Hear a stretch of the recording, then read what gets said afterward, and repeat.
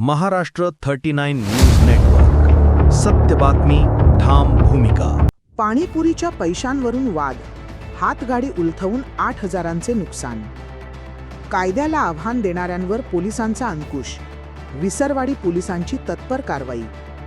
नवापूर तालुक्यातील खांडबारा येथे पाणीपुरीच्या पैशांवरून झालेल्या किरकोळ वादाचे रूपांतर थेट तोडफोड आणि धमकीपर्यंत गेल्याची धक्कादायक घटना समोर आली आहे.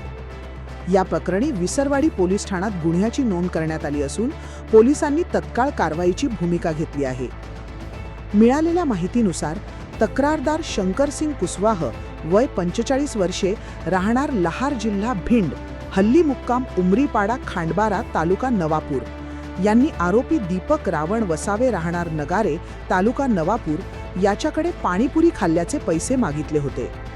याचा राग मनात धरून आरोपीने 22 मे रोजी दुपारी 3:30 वाजेच्या सुमारास खांडबारा ग्रामपंचायत जवळील मुख्य रस्त्यावर शंकरसिंग कुशवाह यांच्या पाणीपुरीच्या हातगाडीला जोरदार धक्का देत ती उलथवून टाकली व तोडफोड केली.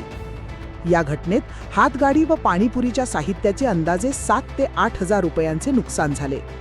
तसेच आरोपीने शिवीगाळ करत जीवे मारण्याची धमकी दिल्याचा आरोप तक्रारदाराने केला आहे. या घटनेची गंभीर दखल घेत विसरवाडी पोलीस ठाण्याचे प्रभारी अधिकारी सहाय्यक पोलीस निरीक्षक जयेश खणाणे यांच्या मार्गदर्शनाखाली संबंधिताविरोधात गुन्हा दाखल करण्यात आला असून पुढील तपास police head constable Sanjay Suryavanshi करीत आहे. दरम्यान विसरवाडी पोलीस ठाण्याच्या हद्दीत कायदा व सुव्यवस्था बिघडविण्याचा अथवा दहशत निर्माण करणाऱ्यांविरोधात कठोर कारवाई करण्यात येणार असल्याचा स्पष्ट इशारा या कारवाईतून देण्यात आला आहे.